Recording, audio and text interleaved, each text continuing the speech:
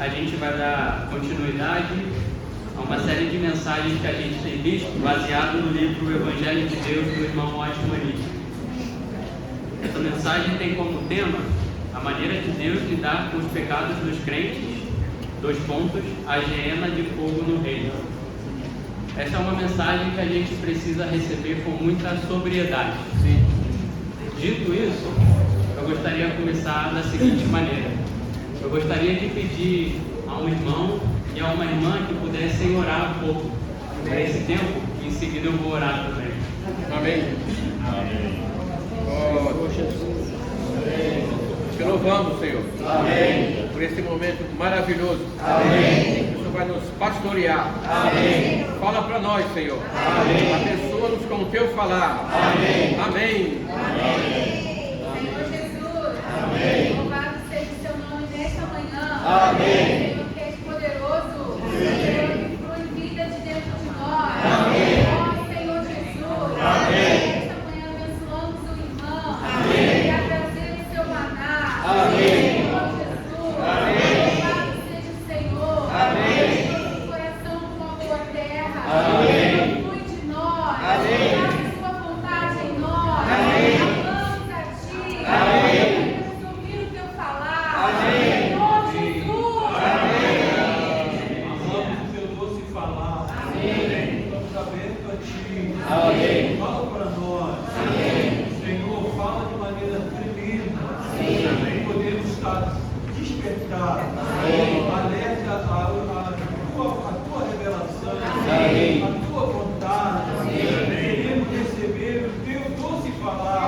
Amém. Quando tu nos fala é para nos alertar. Quando tu nos fala é para nos infundir. Amém.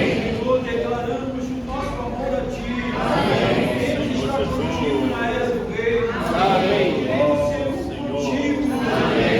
Declaramos o nosso amor a ti. Amém. Senhor Jesus. Amém. Sim, Senhor. Nessa manhã estamos abertos ao seu falar. Amém. Fala a cada um de nós de uma maneira pessoal, Amém. para que avancemos na nossa experiência individual e coletiva, Amém. nos nossos momentos contigo. Amém. De fato, essa manhã nós aplicamos o sangue no umbral da porta. Amém. E entramos na casa Amém. para comer do cordeiro. Amém. E essa manhã entramos em ti, Amém. escondidos em ti, Amém. para comer mais de ti. Amém.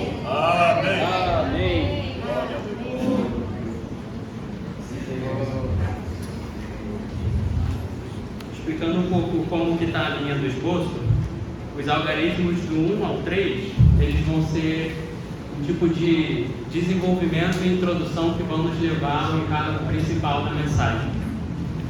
Aqui a gente vai ver uma coisa. Eu vou já começar com uma pergunta e uma resposta logo no começo. Aqueles que são salvos podem sofrer uma disciplina do Senhor? Sim. Já temos ouvido isso. Eles podem sofrer uma disciplina. Mas sofrer a disciplina não quer dizer que perdemos a nossa salvação. É verdade. Vamos sempre repetir isso. Uma vez salvos, salvos para sempre. Amém. E o algarismo romano 1, ele nos diz exatamente isso. Ele diz salvos eternamente. Amém. Isso nós temos como base um versículo, que é João 10:28.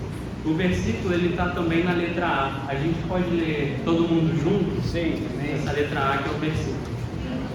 Eu lhes dou a vida eterna, de modo algum perecerão eternamente, e ninguém as arrebatará da minha mão. De modo algum perecerão eternamente. Não vamos perecer eternamente. A nossa salvação é de uma vez por todas. Amém. Qual que é a nossa segurança? A nossa segurança é a mão do Pai e do Filho. Amém. A vida eterna jamais acabará. Isso é a letra B do algarismo romano 1. E as mãos do Pai e do Filho nunca falharão. Amém. Portanto, os crentes estão eternamente seguros e jamais perecerão. Amém. Irmãos, nós estamos seguros na mão do Pai e do Filho. Amém. não é uma mão que oscila, que decide assim, agora você não está se comportando, eu vou te soltar. Não é uma mão assim. Ele nos segura eternamente. Amém. Mais uma vez que a gente é salvo eternamente, a gente agora pode fazer o que quiser e se comportar da maneira que quiser? Não. Nós precisamos também desenvolver a nossa salvação. Amém. O nosso Deus, Ele é um Deus justo. Ele precisa daqueles que também têm um viver que reflete a sua justiça. Amém. Vamos ler o algarismo Romano 2, todos juntos. A necessidade de desenvolver a nossa salvação, enchendo nossa vasilha com azeite e sendo fiel no serviço ao negociarmos o patente. Amém. Essa questão da necessidade de desenvolver a salvação vem de Filipenses 2,12. Eu vou ler o versículo. Assim, pois, amados meus, como sempre obedecestes, não só na minha presença, porém muito mais agora na minha ausência, desenvolvei a vossa salvação com temor e tremor. Quando a gente olha para a Bíblia, nós vemos que Deus ele tem uma plena salvação. Amém. Com respeito à sua salvação judicial, é a salvação eterna que nós já recebemos. Quando cremos, o nosso problema com Deus foi resolvido. Então nós fomos salvos eternamente. Mas, em relação à nossa alma, depois que nós fomos salvos, vocês podem dizer que a alma de vocês nunca mais apresentou nenhum problema? Eu falo da minha experiência. Eu sou salvo há quase 20 anos, se for arredondar, quase 20 anos. E até hoje eu sinto que a minha alma apresenta muitos problemas. Então, o que a minha alma precisa? Ela precisa ser salva também. Sim. Isso é a salvação orgânica que Deus realiza. Essa salvação, ela não nos salva somente do lago de fogo, mas ela também salva da nossa própria maneira de ser. Sim. Então, nós precisamos desenvolver essa salvação até o final da nossa vida. Ela precisa ser levada a cabo e ser completada. Romanos 5,10 também fala um pouco sobre isso. Acho que é um versículo que vai nos ajudar a ver um pouco mais. Eu vou ler aqui também. Ele fala o seguinte: porque se nós, quando inimigos, ou seja, ainda não éramos salvos, éramos inimigos, mas quando nós cremos, o que aconteceu? Fomos reconciliados com Deus mediante a morte do seu Filho. Ou seja, nós fomos salvos. Nós fomos salvos da perdição eterna. Sim. Mas não acaba aqui, irmãos. Porque tem muito mais. Muito mais estando já reconciliados. Seremos salvos na sua vida. Nós fomos salvos da perdição eterna, mas ainda existe um muito mais. Amém. Esse muito mais está acontecendo hoje. E acontece durante toda a nossa vida. Esse muito mais é que somos salvos na sua vida. Amém. Isso então faz a gente perceber uma necessidade, que a gente não pode viver a vida de qualquer maneira, porque nós vamos ser apresentados diante do Senhor da maneira que nós estivermos. Quando Ele voltar, quando nós formos apresentados diante dele, o que somos e como estamos vai continuar assim, e nós vamos ser julgados baseado nisso. Tem também uma passagem que nos ajuda a ver essa necessidade. A gente precisa tanto deixar essa vida crescer em nós, como também produzir as obras que essa vida resume. Em Mateus 25, existem duas parábolas que são até certo ponto conhecidas.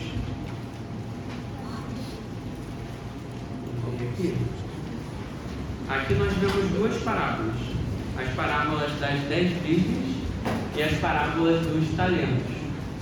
Talvez a maioria conheça, mas elas mostram dois aspectos da vida que um cristão adequado precisa ter. Sim. Em relação às virgens, elas precisam ser cheias do azeite. Em relação ao talento, o talento precisa ser negociado. Amém. Isso mostra em relação ao serviço. Sim. Eu vou passando aqui um panorama sobre essas duas parábolas. justamente para a gente conseguir ver. Então, na primeira parábola sobre as virgens, nós vemos 10 virgens. 5 delas são insensatas e 5 são prudentes. Mas todas as 10, elas tinham azeite na lâmpada delas. O que é a lâmpada? Provérbios 20 e 27 diz que o espírito do homem é a lâmpada do Senhor. E o azeite na Bíblia é o espírito. Então todas as 10 tinham o espírito no seu espírito. Todas as 10 eram salvas e regeneradas. Sim. Amém. Mas por que só 5 então são prudentes e outras 5 são insensatas? A característica das prudentes é que elas acumularam também azeite na vasilha. A vasilha justamente é nada mais do que a nossa alma, a nossa pessoa. Então o azeite ele não estava metido só no espírito, ele também fluiu para a alma delas. Amém. Isso é o que caracteriza elas como prudentes. Elas pagaram o preço em vida para acumularem azeite. Sim. As outras 5 insensatas, elas creram no Senhor, e isso é muito bom. Todo ser humano foi feito para conter a Deus. Amém. Então o primeiro passo que precisa dar é crer em Deus. Amém. Mas ainda assim não é o suficiente. Não se a gente quer reinar com o Senhor. O ponto aqui que eu quero mostrar é que nós podemos, como crentes, receber uma recompensa ou uma punição. As prudentes, elas recebem uma recompensa. Quando a gente segue olhando a parábola, o que acontece é que todas as 10 aqui diz que elas dormiram, ou seja, elas morreram. Morreram na condição em que estavam. Sim. E aí, em um determinado momento, o noivo veio. E aí teve um grito: eis o noivo! E aí elas se levantaram. Elas se levantaram quer dizer a ressurreição.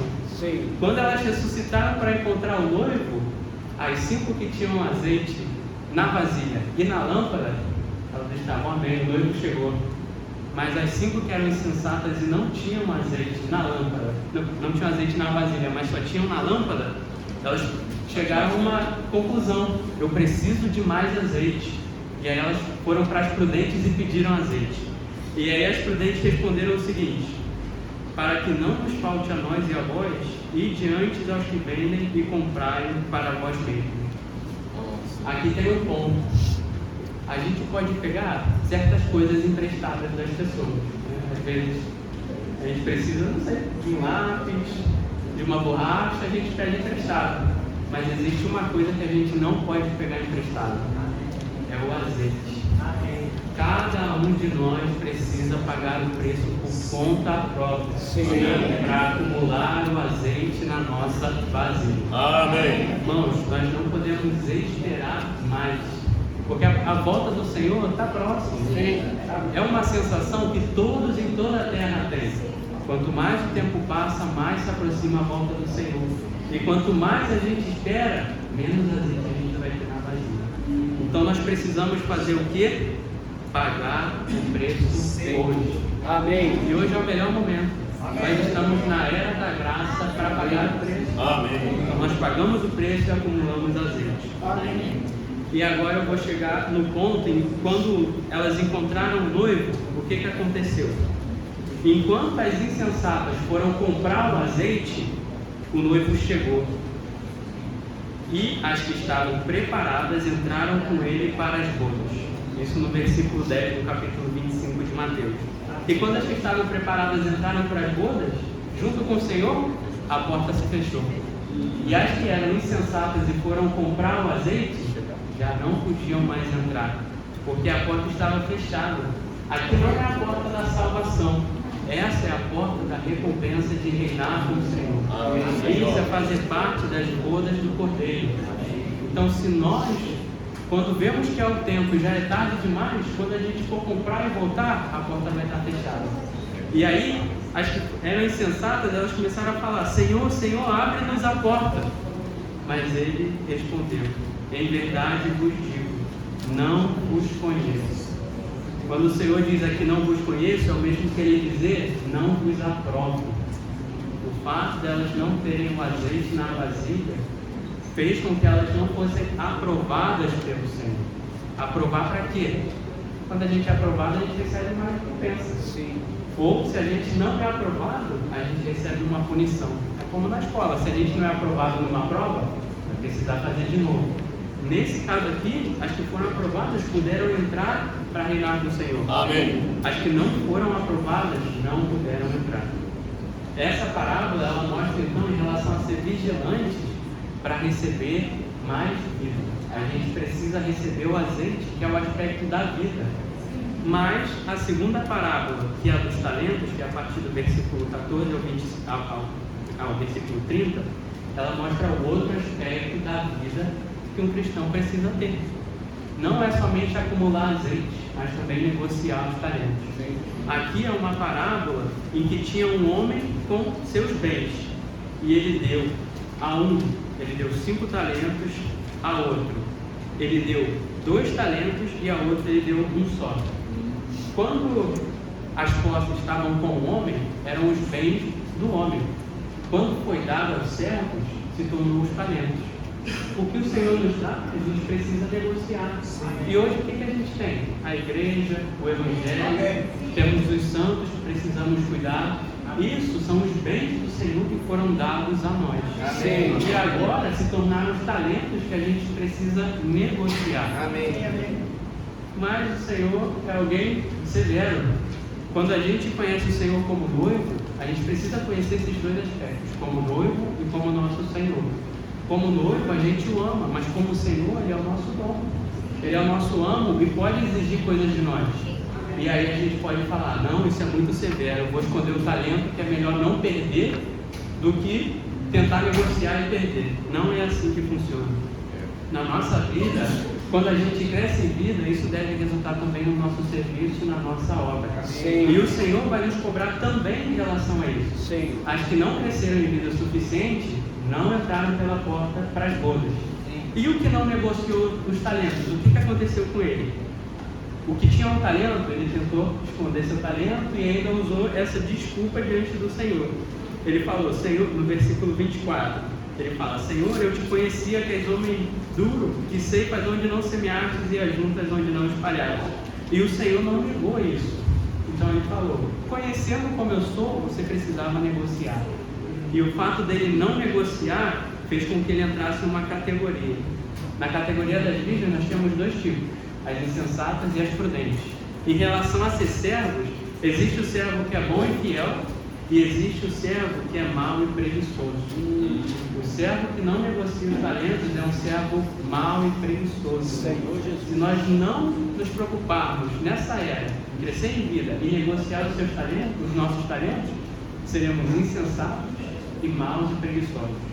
Assim que nós precisamos desses 2 aspectos. Amém. Se nós não somos equilibrados nesse ponto, irmãos, eu falo por mim, como eu ainda preciso ser equilibrado.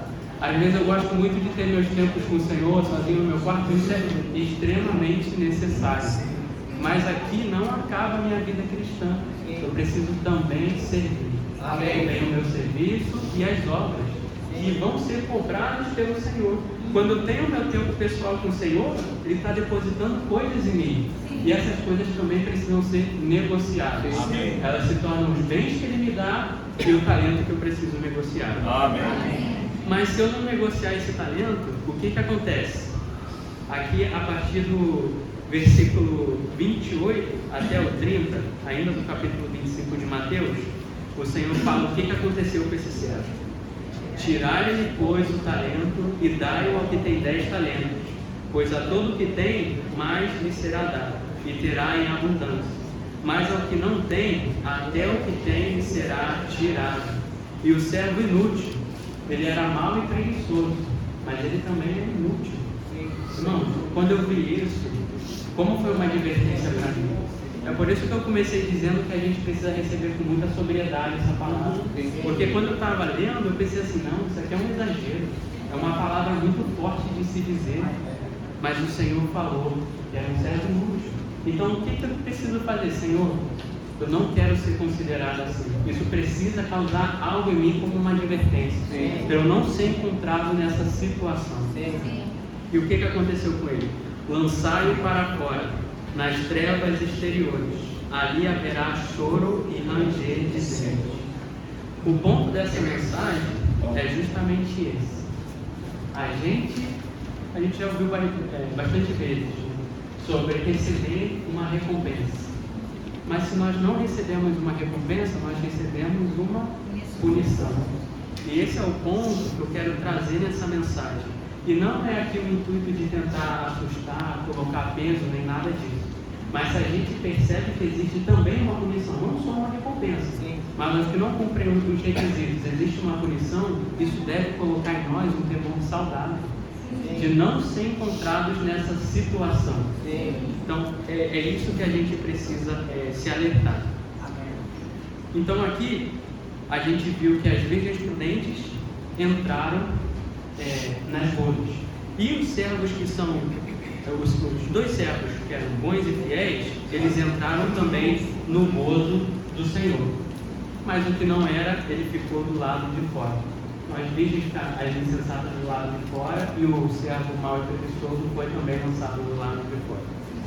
Ou seja, se nós não cumprirmos os requisitos, não nos atentarmos para desenvolver a nossa salvação, negociar o nosso talento, crescer em vida, nós vamos ficar do lado de fora. Isso é receber a punição. E aqui a gente chega no algarismo romano 3. A gente pode ler também, todo mundo junto. O resultado de desenvolver ou não nossa salvação, recompensa ou punição. Eu vou ler aqui 2 Coríntios 5,10, que é o versículo que está como referência também no esboço. Ele fala assim: pois é necessário que todos nós sejamos manifestados diante do tribunal de Cristo, para que cada um receba segundo o bem ou o mal que tiver feito por meio do corpo. Então, irmãos, nós vamos receber algo, porque o nosso Senhor, Ele é justo. Ele não pode deixar que alguém que viva a vida de qualquer maneira, depois de ser salvo, receba a mesma coisa que alguém que foi diligente em comprar o azeite e fiel em negociar os talentos. Então, aqui cada um vai receber segundo o bem ou o mal que tiver feito por meio do corpo. Quando a gente estiver diante do Senhor, a gente não vai poder falar: Senhor, mas aquele irmão, isso e aquilo, Senhor, aquele outro irmão, isso e aquilo. Nós vamos responder por nós mesmos. Hoje nós temos uns aos outros para nos incentivar a essas coisas, a crescer em vida, a negociar os nossos talentos. Sabe como que a reunião nos ajuda? Irmãos, como que as reuniões nos ajudam? Às vezes a gente está desanimado, por mais que a gente tenha o coração de querer ter tempos com o Senhor, ou de negociar o nosso talento, às vezes sozinho a gente não consegue. Então a gente precisa o quê? Uns dos outros. Amém. A gente tem hoje, na era da graça, as reuniões que nos ajudam com isso. É verdade. Então nós precisamos aproveitar todas as ferramentas que nós temos hoje. Amém. Hoje o Senhor já nos deu tudo o que precisamos. O que nós precisamos é nos exercitar. Ele exercitar para tomar o que o Senhor já nos deu e desenvolver a nossa salvação. É isso que nós precisamos fazer hoje. Bom, um parênteses. Uma vez eu ouvi algo que me impressionou muito. Me fizeram uma pergunta assim: qual é a principal parte do ser de uma pessoa espiritual? Eu falei: o espírito. Mas aí me falaram assim: é a vontade. Aí isso me impressionou muito. Como que é a vontade? Porque o Senhor já preparou tudo. É como se a minha esposa tivesse preparado um banquete delicioso e ela falasse: a comida está pronta, pode vir. Mas eu fico sentado lá, ou no sofá, não exercito minha vontade para me levantar e comer. O Senhor já preparou um banquete maravilhoso, mas Ele não pode nos forçar e jogar na mesa para a gente comer o banquete. A gente precisa exercitar a nossa vontade. Vontade do quê? De levantar, ir até a mesa e comer esse banquete. Então hoje nós precisamos aprender a nos exercitar para tomar posse de todas essas ferramentas que o Senhor nos deu. Ele não é alguém injusto que está fazendo exigências, mas não nos dá a maneira de cumprir essas exigências. É verdade. Pelo contrário, Ele faz as exigências. Ele faz, e algumas vezes demanda coisas que parecem ser: Senhor, como eu posso cumprir com isso? Mas Ele vai e fala: eu já concedi tudo, com respeito à vida e à piedade. Amém. Então o que a gente precisa fazer agora é aprender a usar o que nós temos. Amém. Para não cairmos na condição de receber a punição. Senhor Jesus. O algarismo A letra A do algarismo 3, ela é a nota, é uma parte da nota desse versículo de 2 Coríntios 5:10. Eu vou ler aqui. O tribunal de Cristo será o lugar em que Cristo julgará os seus crentes quando voltar. Não quanto à sua salvação eterna. Esse problema nós já não temos mais. Se alguém aqui ainda não recebeu a salvação, é preciso receber. Amém. O homem foi feito para conter Deus, para ter a salvação eterna. Então, nesse problema, aqueles que já receberam a vida eterna já não tem mais. Então, o que eles vão ser julgados? Vão ser julgados quanto à recompensa dispensacional que receberão. Ou seja, vamos ser julgados entre a recompensa e a punição. E foi o que nós vimos aqui, justamente nas parábolas das virgens e dos talentos. As que foram prudentes receberam a recompensa, as que foram insensatas receberam a punição. Os dois que negociaram talentos, dois servos, eles receberam a recompensa, está no gozo do Senhor. O que não negociou, o servo mau e preguiçoso, recebeu a punição.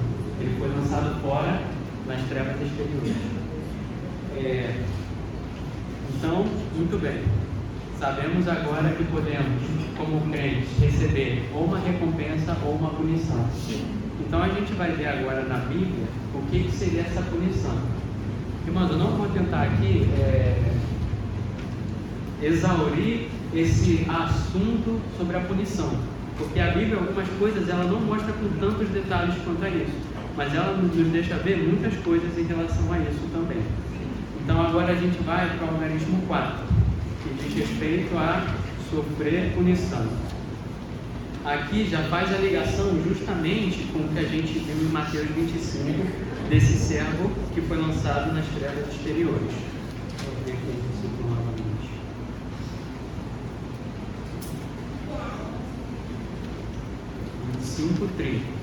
Muito bem. Então a letra A diz: trevas exteriores. Ali haverá choro e ranger de dentes, com base no que aconteceu com esse servo mau e preguiçoso. Vamos todos ler esse número 1 da letra A? As trevas exteriores são as trevas do lado de fora da glória resplandecente da manifestação do reino dos céus. Vamos seguir também lendo o 2 e o 3. Ser lançado nas trevas exteriores não é perecer, é ser disciplinado dispensacionalmente. No milênio, os crentes vencedores estarão com Cristo na glória resplandecente do reino, ao passo que os crentes derrotados sofrerão disciplina nas trevas exteriores. O choro indica arrependimento e o ranger de dentes indica autocondenação. Então aqui é um dos pontos que nos ajuda a ver o que seria essa punição. É justamente ficar do lado de fora da glória do Senhor no seu reino. Ou seja, enquanto aqueles que foram vencedores estão reinando com o Senhor, os que não foram, esse aqui eu gostei não, né? Foi interessante para mim ver essa palavra, crentes derrotados. Porque eu via sempre crentes vencedores e eu não gostava de pensar que existem crentes derrotados. Eu sempre pensava assim, não, são todos vencedores, ou se não é vencedor, é alguma outra coisa que não seja derrotado. Mas aquele que não vence é derrotado. Se nós não somos os vencedores, nós somos aqueles que foram derrotados no sentido de receber a recompensa. Então, se nós somos derrotados e não recebemos a recompensa, nós vamos receber a punição das trevas exteriores. E o que existe nessas trevas exteriores? Choro e ranger de dentes. Aqui eu vou contar um exemplo que eu espero que ajude a entender um pouco esse ponto, sobre choro e ranger de dentes. O choro e ranger de dentes, ele indica o arrependimento e a autocondenação. Uma vez vai ser um exemplo simples, mas espero que alguém entender. Uma vez eu fui comprar um sapato, e tinham 2 pares de sapato de mesmo preço, e eu fiquei em dúvida, eu ficava assim, qual que eu escolho? Eu escolho esse ou eu escolho outro? E eu escolhi um determinado par, e depois que eu escolhi, eu me arrependi. Eu achei que não era bom, e fiquei pensando o tempo todo, se eu tivesse escolhido o outro, como seria? Por que eu me arrependi? Porque os 2 pares eles eram acessíveis para mim. Então eu podia escolher entre um e o outro. Se eu tivesse só um par acessível e o outro fosse um valor exorbitante que eu não conseguiria, eu não me arrependeria, porque seria a única opção que eu tenho. Então o fato de eu ter escolhido errado fez com que eu me arrependesse. E às vezes ficasse assim, poxa, se eu tivesse comprado o outro, eu ficava me condenando. O fato de haver choro e ranger de dentes nas trevas exteriores indica uma coisa: que o servo que foi lançado ali, ele tinha a possibilidade de receber a recompensa. É verdade. Ele tinha tudo que era necessário para receber a recompensa. Sim. Mas ele não se exercitou para isso. Então o que ele viu? Olha o que eu perdi. Senhor Jesus. Então nada sobrou a não ser arrependimento e autocondenação.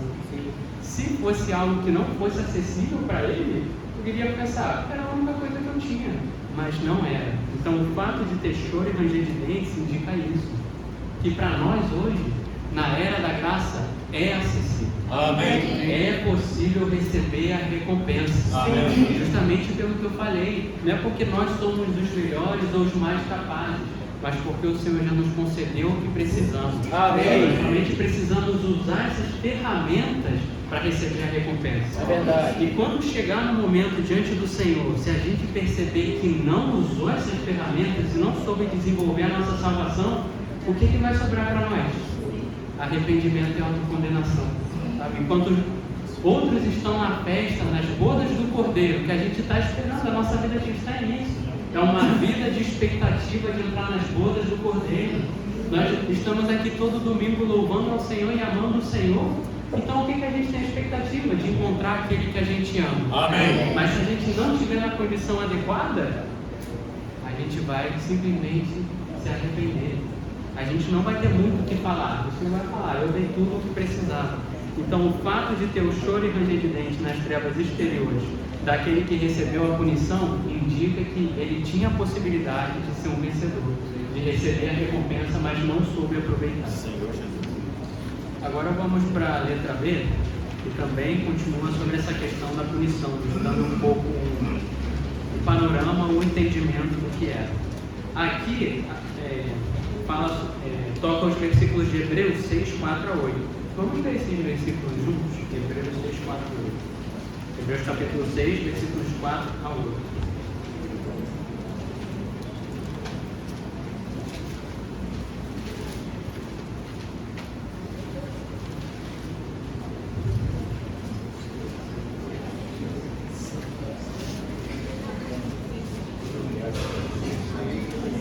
Capítulo 6, versículos 4 a 8. Vamos fazer assim: as irmãs podem ler o 4, os irmãos o 5, e assim a gente segue até o 8. Amém.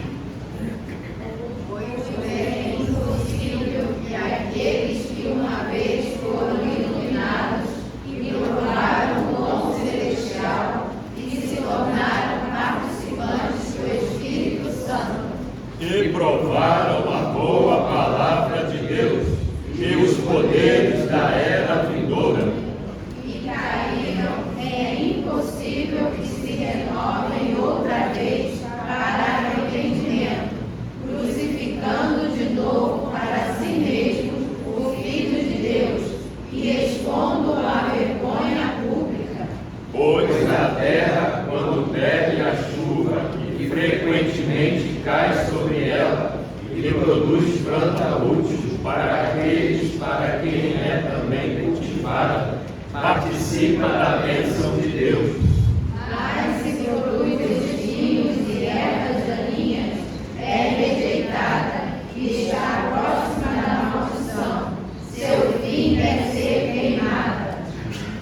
Aqui então nós vemos uma pessoa que é salva. Nos versículos 4 e 5 nós vemos condições de uma pessoa que é salva. Então aqui se refere a uma pessoa salva. Quando ele fala, foram iluminados, provaram o dom celestial, se tornaram participantes do Espírito, provaram a boa palavra de Deus, aqui alguém que já foi salvo. Mas aí ele continua falando assim: pois a terra, quando bebe a chuva, que frequentemente cai sobre ela e produz planta útil para quem também é cultivada, participa da bênção de Deus. Todos nós estamos sob a chuva. Amém. Deus está a todo momento nos abençoando. Amém. Mas Se produz espinhos e ervas daninhas, é rejeitada, está próxima da maldição. Seu fim é ser queimado. Aqui mostra uma coisa: alguém que é salvo desenvolve coisas sobre a sua salvação. Nós podemos desenvolver a nossa própria salvação ou coisas negativas sobre ela.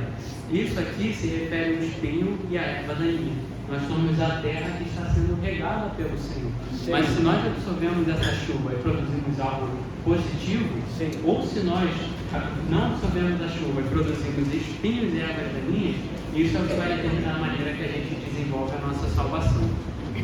O número 1 é uma porção justamente desse livro, né? O Evangelho de Deus. Eu vou ler aqui.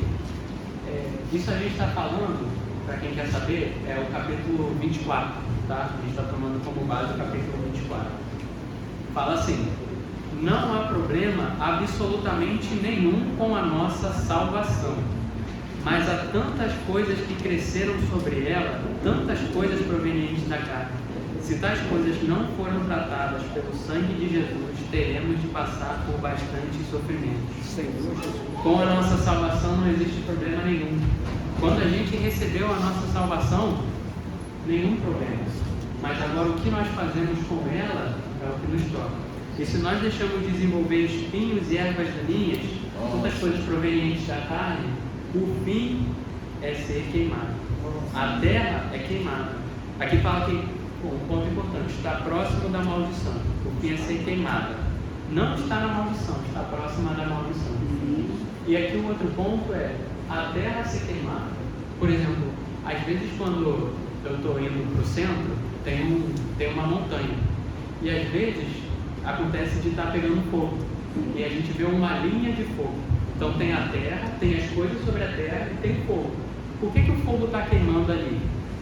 Ele está queimando as coisas sobre a terra. Sim. O que foi produzido sobre a terra. A terra em si, ela não vai deixar de cair, ela não vai deixar de existir. A montanha, por causa do fogo, ela não deixa de existir. Mas o que foi produzido sobre ela, sim. Então o fato da terra ser queimada aqui não quer dizer que é a perdição eterna do fogo que queima e a terra se perde. Isso aqui é a disciplina ou a punição que faz queimar o que foi produzido sobre a terra. O que é produzido sobre a nossa salvação, como nós desenvolvemos a nossa salvação.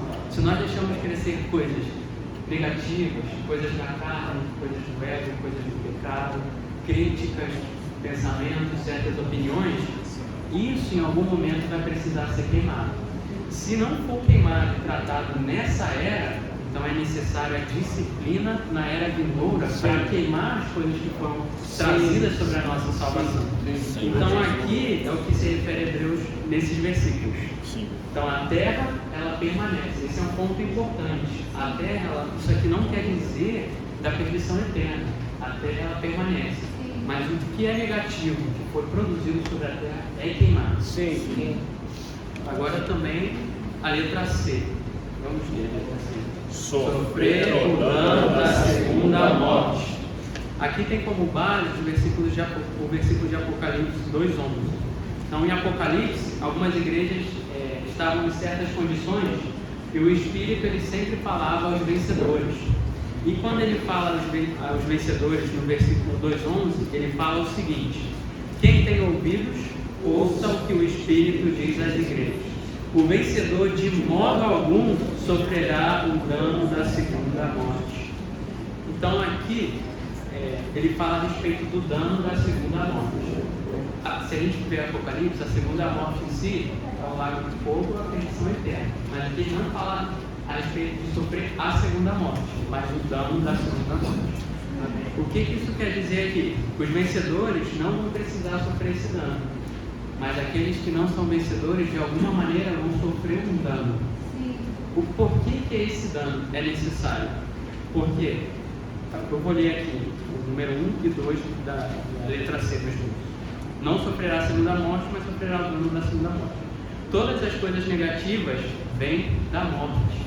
Assim, se é necessário passar por um tratamento negativo, isso quer dizer que você ainda pode ser tocado pela morte. Nós estamos no processo de sermos salvos. O que isso quer dizer? Que parte do nosso ser já é vida. mas existe uma parte que ainda é tocada pela morte. Então, por isso, nós precisamos desenvolver a nossa salvação para que todo o nosso ser seja salvo. Amém. Todo o nosso ser precisa ser salvo. Mas se nós não formos prudentes em tratar com essas partes hoje no nosso ser que dizem respeito à morte, então nós vamos ter algo na era vindoura que ainda pode ser tocado pela morte. Isso é sofrer o dano da segunda morte. Não é a perdição eterna. Outra vez eu digo, eu vou sempre ressaltar isso. Não é a perdição eterna para um que já foi salvo, mas pode sofrer o dano porque ainda existem coisas de morte no nosso ser. Senhor Jesus. E por fim, a letra D. Vamos ler, gente. Salvo, todavia, como que através do fogo.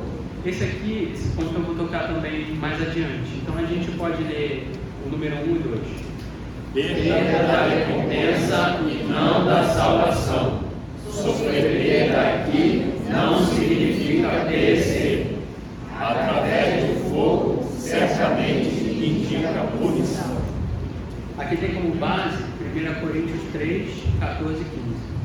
Só vou dar um contexto e depois, mais adiante, eu vou desenvolver mais sobre esses versículos. Aqui Paulo está falando a respeito de como a gente edifica sobre o fundamento que já foi lançado. E a gente pode edificar com certos tipos de materiais: ouro, prata, pedras preciosas ou madeira, feno e palha. São dois grupos de materiais diferentes. E dependendo do material que a gente edificar, o versículo 14 diz: se permanecer a obra de alguém que edificou sobre o fundamento, esse receberá recompensa. Ou seja, nossa vida, a nossa salvação e o que a gente desenvolve sobre ela vai ser provado, e a nossa obra também vai ser provada. Ela permanece ou não, por quê? Porque ela é provada pelo fogo. Então a nossa obra é provada pelo fogo. Se você jogar fogo na madeira, no ferro, numa palha, queima rapidamente. Mas o ouro, prata e as pedras preciosas, se elas passarem pelo fogo, na verdade elas são refinadas. Elas não são consumidas. Então o tipo de material que edificamos a nossa obra vai definir se o fogo vai mostrar que a gente vai receber a recompensa ou não. Então, se permanecer a obra de alguém que edificou sobre o fundamento, esse receberá a recompensa. E o que acontece? Se a obra de alguém se queimar, ele sofrerá dano, foi o que a gente falou, mas ele mesmo será salvo, todavia, como que através do fogo. Então, não perdemos a salvação, mas podemos sofrer um dano dependendo do tipo de material que nós edificamos a nossa obra. Esse algarismo aqui, irmãos, é justamente para colocar esse fundamento, para a gente ver na palavra o que diz respeito à punição. Então, nós temos a recompensa, mas a punição também está aqui. E o Senhor não nos deixou ignorantes quanto a isso. Ele falou: vocês também precisam saber. E nós estamos sabendo sobre a punição. Outra vez eu digo, não para nos causar medo, mas para nos causar um temor saudável. A gente não aceitar ter na nossa experiência as coisas como espinhos, as ervas daninhas, a madeira, o feno, a palha. A gente não pode aceitar ter isso na nossa experiência. É verdade. Então, da nossa parte, a gente precisa tomar essa decisão. Senhor, eu não quero assim. Então, a gente, por ter o temor, a gente percebe isso. Muito bem, então estabelecido esse fundamento, nós não perdemos nossa salvação, mas podemos sofrer uma punição. Agora vamos para o algarismo 5, que mostra. Vamos ler o algarismo 5. Alguns motivos que podem nos levar à punição e qual deve ser a nossa atitude em relação a esses motivos. Esse ponto aqui, ele nos dá uma ajuda mais prática em relação a gente saber o que é que pode fazer com que eu tenha punição e como precisa ser minha atitude em relação a isso. Aqui nós temos alguns pontos, mas a Bíblia mostra muitos pontos que a gente precisa saber que podem se tornar esses motivos para a gente receber a punição. Mas aqui nós vamos tocar esses 4 nessa manhã. O primeiro motivo: tolerar o pecado. Mateus, vamos ler Mateus 18, 8 ao 9, que fala em relação a isso.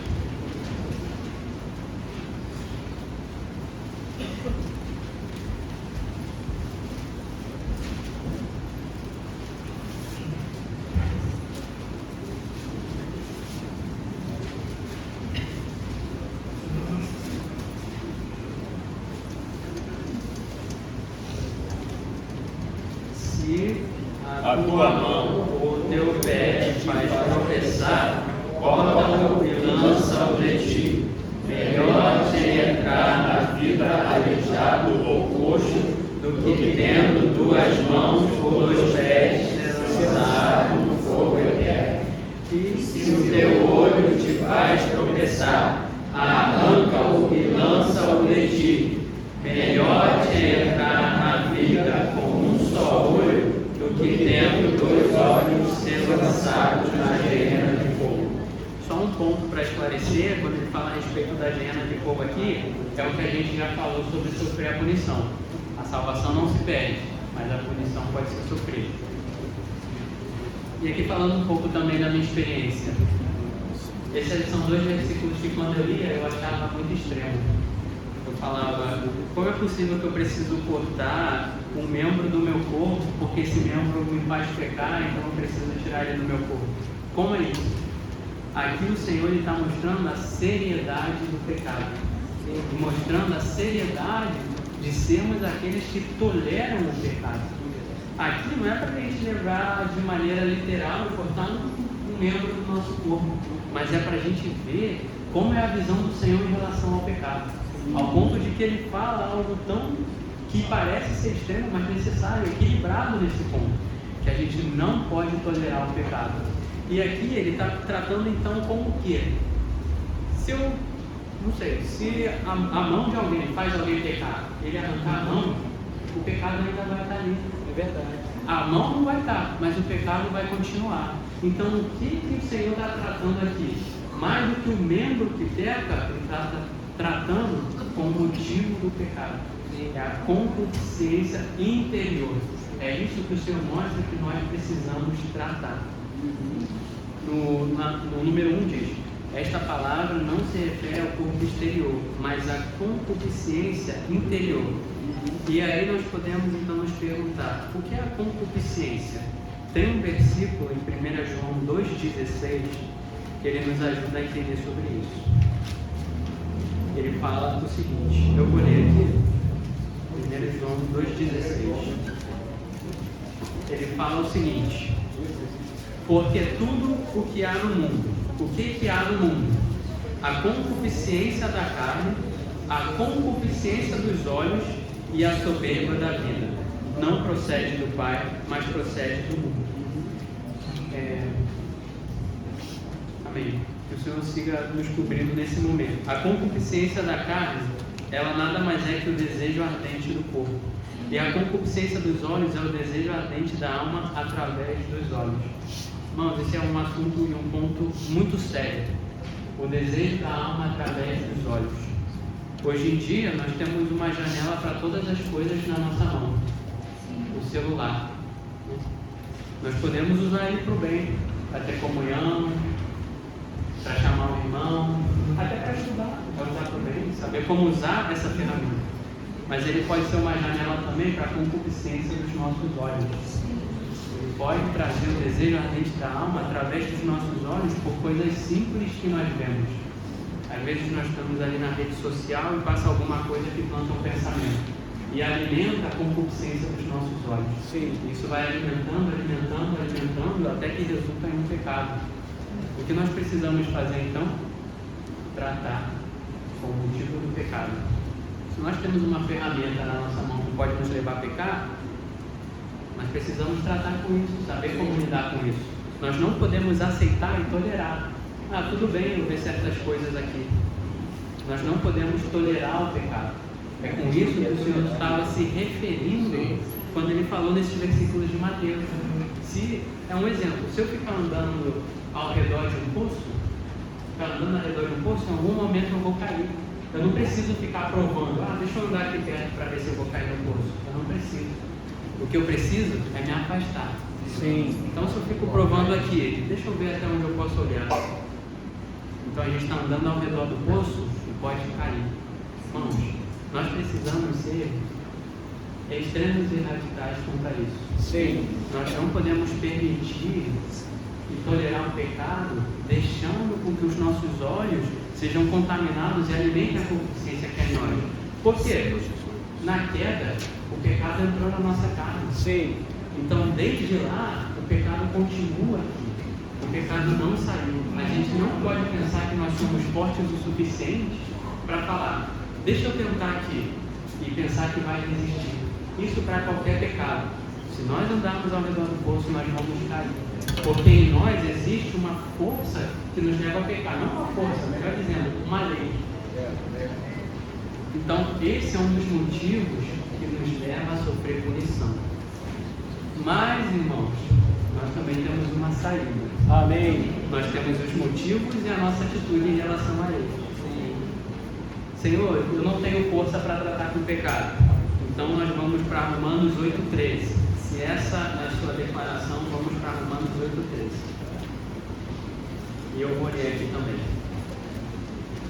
Romanos 8,13 diz: porque se viverdes segundo a carne, morrereis.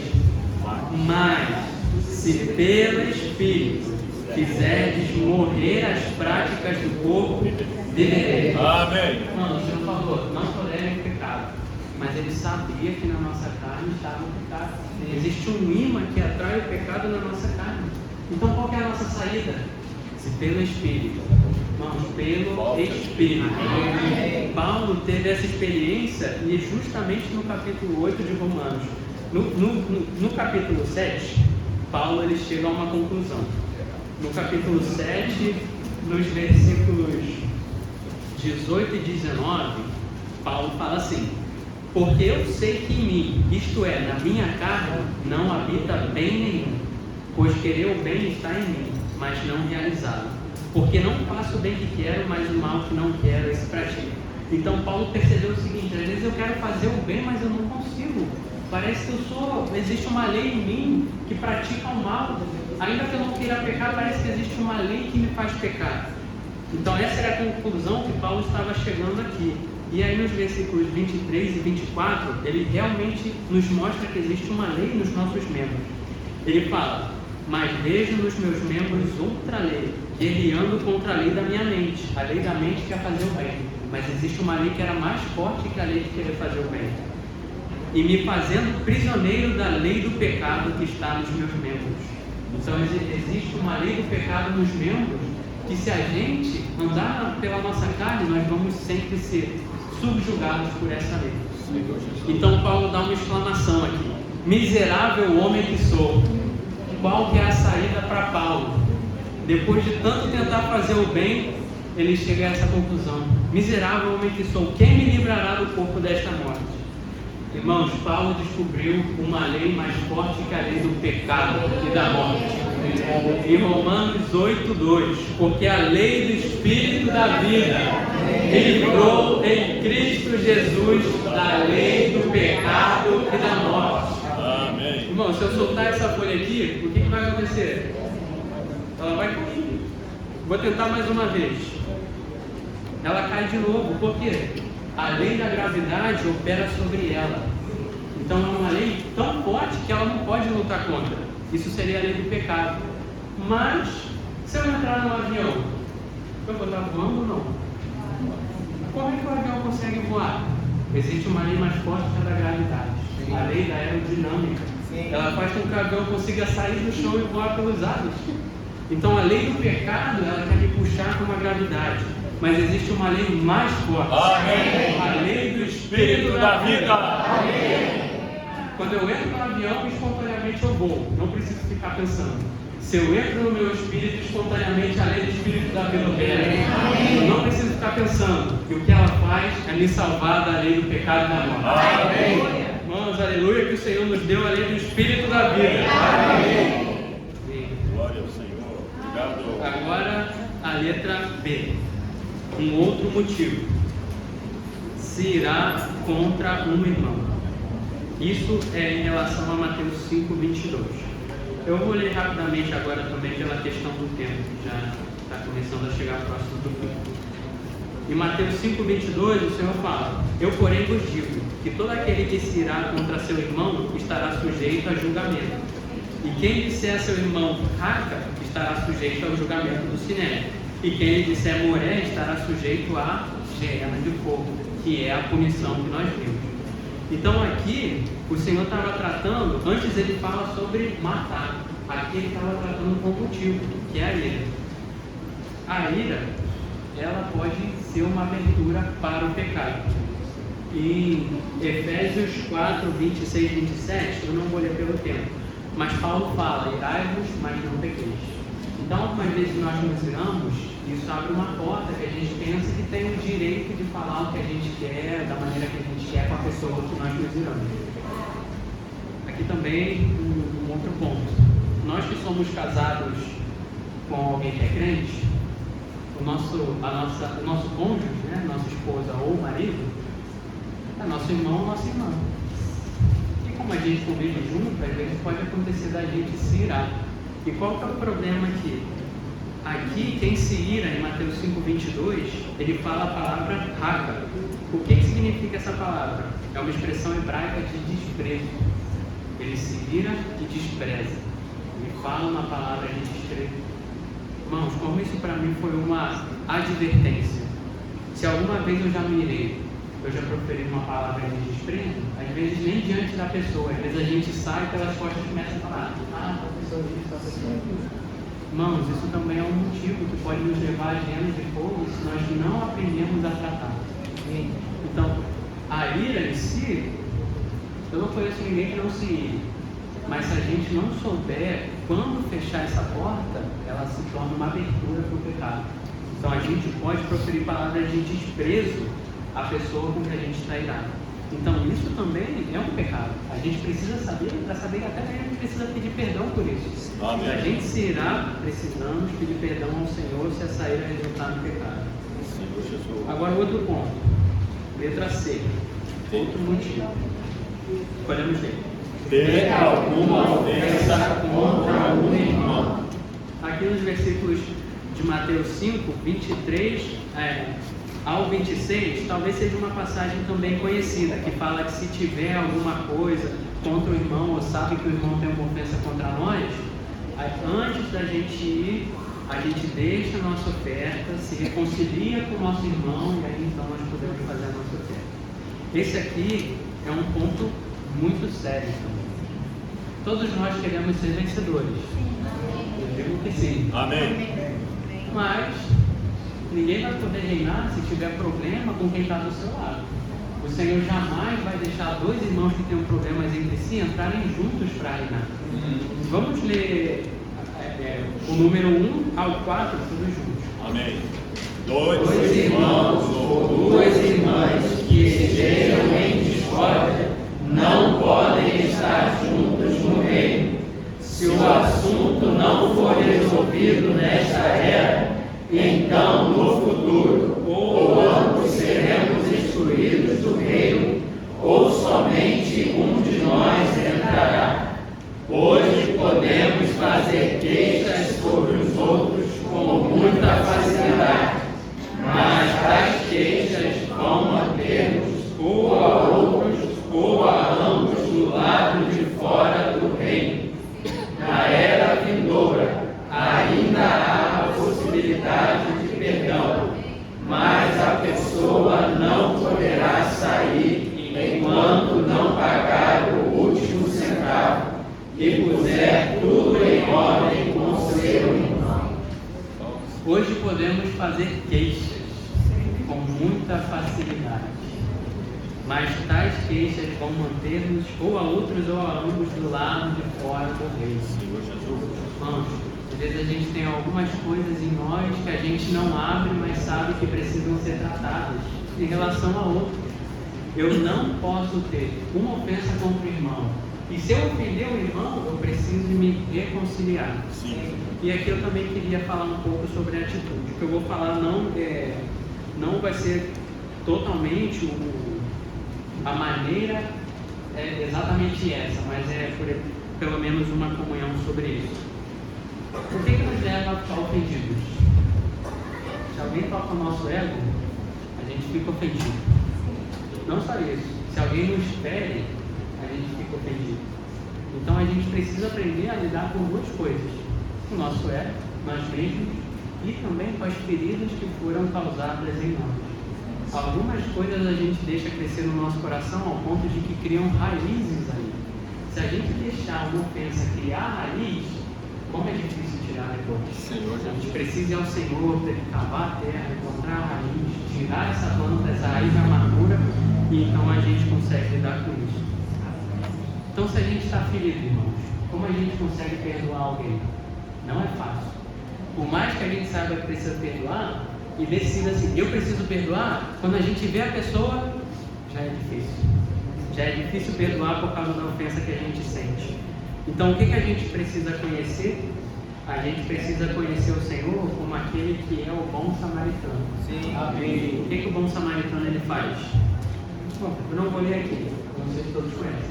O bom samaritano, ele vê um homem que estava ali na estrada, ferido, um monte de gente passou por ele, ninguém atendeu esse homem. Então o samaritano viu e atou as suas feridas. Quando ele atou as suas feridas, eu vou tentar, deixa eu achar o versículo aqui. É 10, Lucas 10.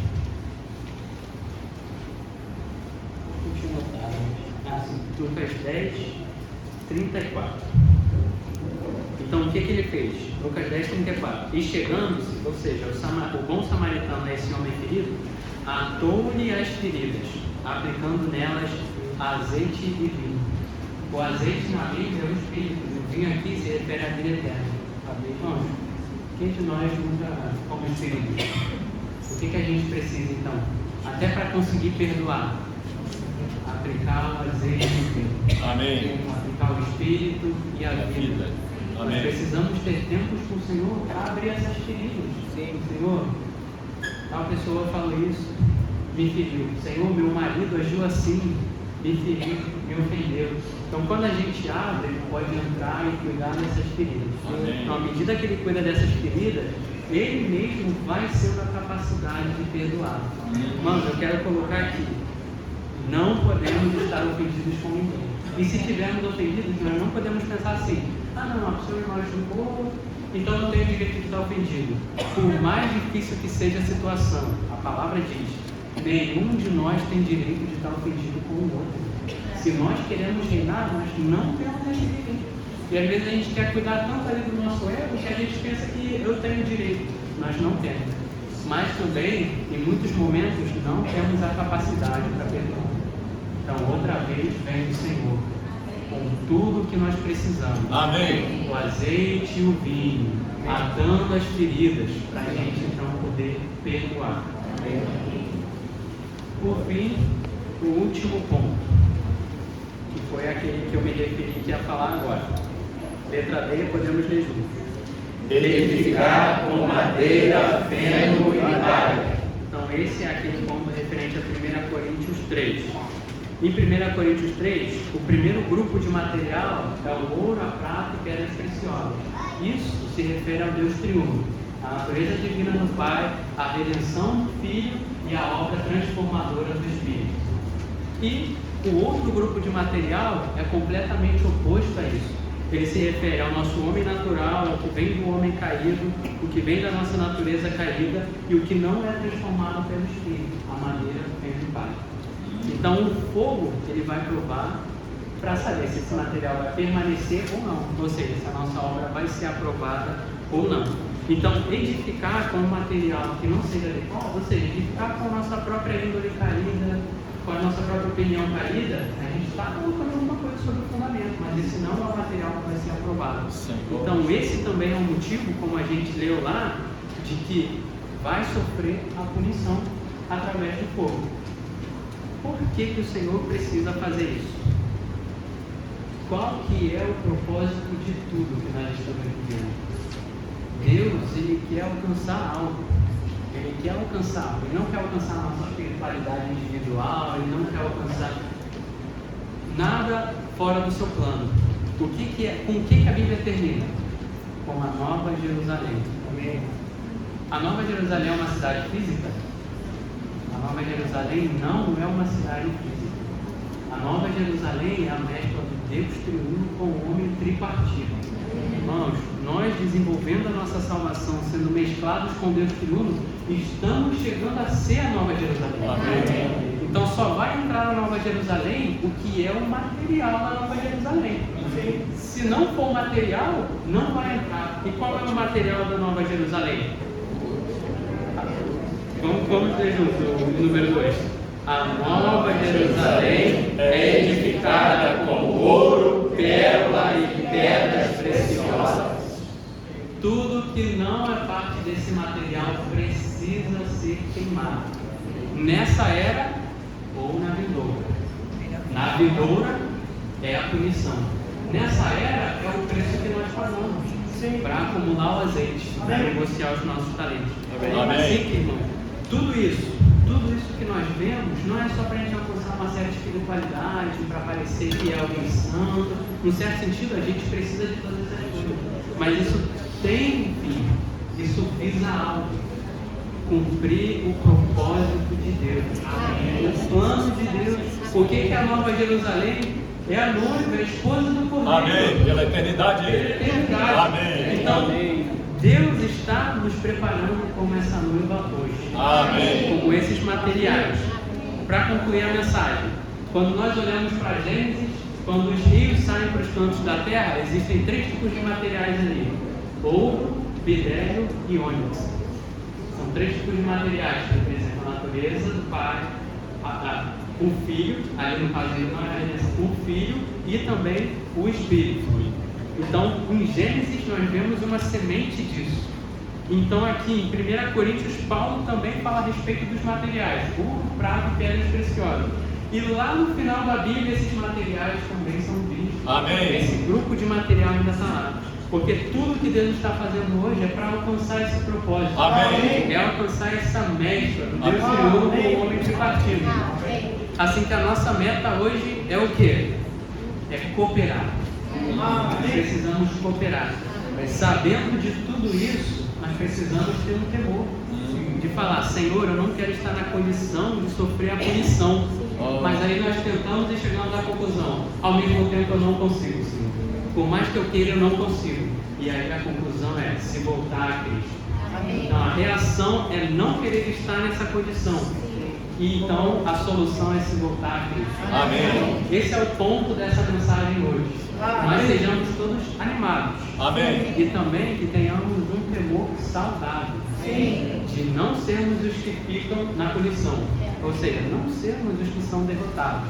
Mas conhecermos as atitudes e a maneira de ser aqueles que podem ser produzidos como os vencedores. Amém. Aleluia. Amém. Amém.